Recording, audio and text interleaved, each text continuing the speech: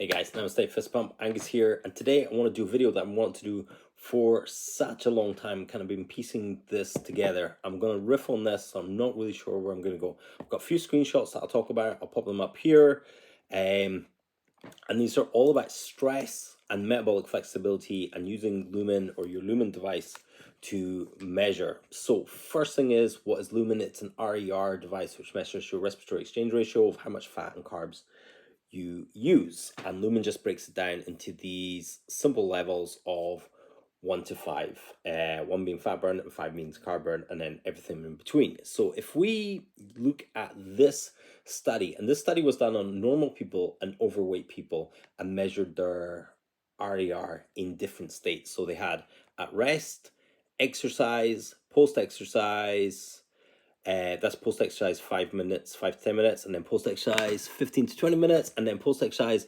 25 to 30 minutes. So the overweight people are in the kind of darker line, and they're always higher than your normal weight people. And I've put the Lumen numbers. They're not exactly lined up to where Lumen is, but they're close enough. Give you the idea of going fat burn at the bottom, going up into carb burn. And at rest, people who are overweight tend to have a higher carb burn. During exercise, they come quite close. That's the time they come the closest. But both groups have higher carb burn, kind of moving into a 3 on Lumen, maybe a 3-4. Then post-exercise, the normal weight people, it comes down a little bit, but actually the overweight people, that carb burn shoots up a little bit. And then post-exercise 15 to 20 minutes, there's still a gap. And then post-exercise 25 to 30 minutes, it starts coming closer again. And what can we kind of guess from this? This is kind of about metabolic flexibility. Overweight people, metabolic flexibility. So overweight people tend to have worse metabolic flexibility. This is this ability to switch between fat and carbs. So is it the fact that they're overweight that causes them to be metabolically inflexible, or is the metabolically inflexibility, is that what's causing them to be overweight? So it's which is affecting which. So let's kind of look into that. But we're more going to kind of talk about stress and why stress just plays a big role. And lots of things are stress. Being overweight is a stress in itself. Getting screamed at by your boss, getting chased, blah, blah, blah. I have this little picture that I like to show, and imagine it's a cheetah chasing a gazelle, and they're both a 5 on Lumen because they're both flat out fight or flight. And that's really the key to this, is this fight or flight is a carbohydrate source. So if stress is a carbohydrate source, then is rest a fat state? So I drew up this little graph that's a little bit mad. So you got fat, rest, fight, flight, carbs. So carbs circles round to fight or flight, and then fight or flight in itself causes you to stress eat, which causes you to eat more carbs, which kind of triggers you into fight or flight. And then it got a little bit of hit down there, so fight or flight is hit. So when you're doing hit, you trigger fight or flight, but when you're doing hit, fight or flight is also triggered. And then you want to move fight or flight into stress, or into rest, should I say. So when you eat carbs, it raises your blood sugar, that can increase your appetite, which causes you to eat more carbs. And then you're in this vicious cycle of eating carbs, fight or flight, eating carbs, fight or flight. And that sort of changes things. So when you're in a state of fight or flight, I've got an arrow pointing up to stress, and then I've got a little red dot there saying the fix. So we need to actively move ourselves into a rest state where we're moving from that fight or flight into a rest state. So you can do breath work, you can reduce your carbohydrates, you can reduce the amount of wild exercise you're doing, you can do more low intensity exercise. I have an ebook on that, I'll pop it in the description. So you can do more activities that are focused on rest. You can also do the most restful activity of all, which is stress. So if you're not stressed, which is sleep. So if you're not getting good sleep, you should really be getting sleep. So I've got written up in the top corner, you are where. So where on this kind of continuum are you? And a lot of people are just caught in this carb fight or flight circle. And carbs, let's not just say carbs are bad, because carbs generally don't come alone.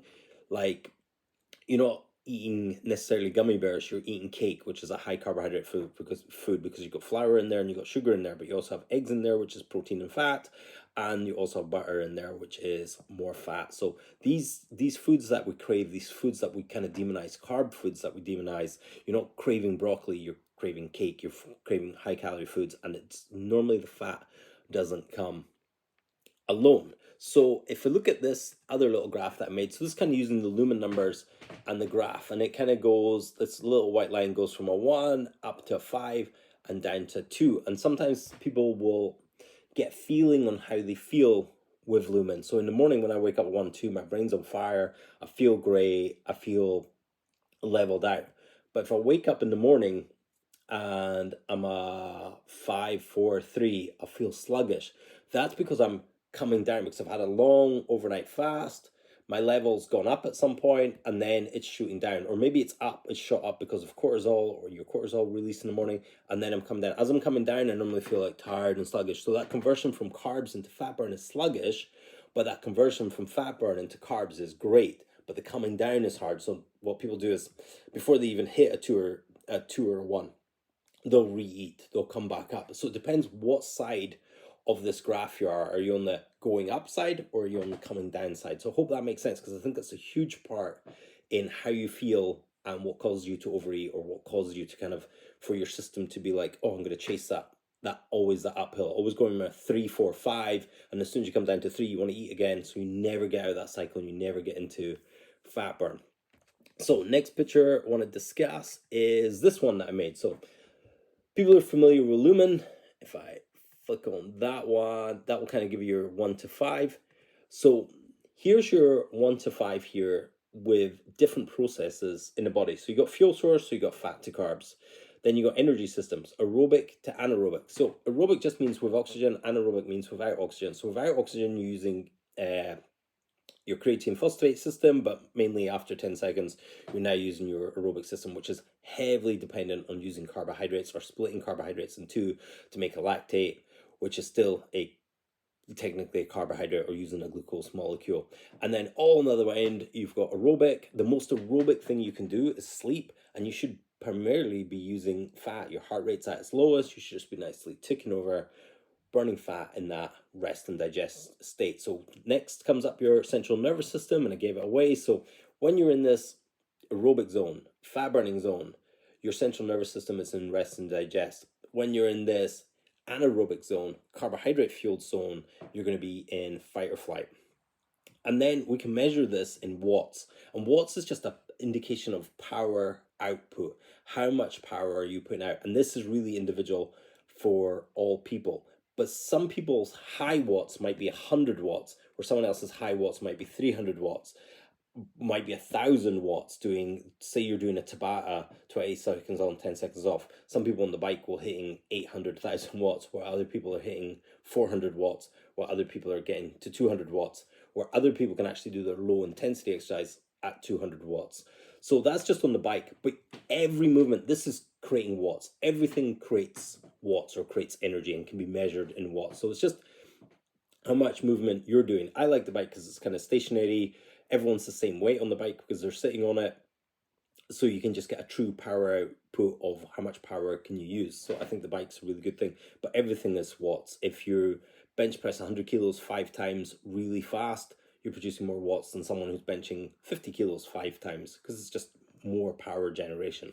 And then at the bottom there, you've got heart rate, which is your resting heart rate and your maximal heart rate. So you know when you're going aerobic, you're going all out, your heart rate is maximal. You're producing maximal amount of watts, your central nervous system is in fight or flight, and your energy systems is aerobic, anaerobic, and your fuel is mainly carbohydrates.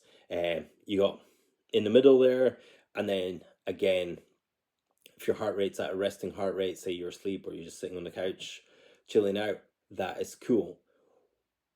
What I'll do now is I'll do a second part where I talk about when this is out of flux, which I think is important. But hopefully that covers Lumen and stress, and how it can give you an input into what fuel source you're using.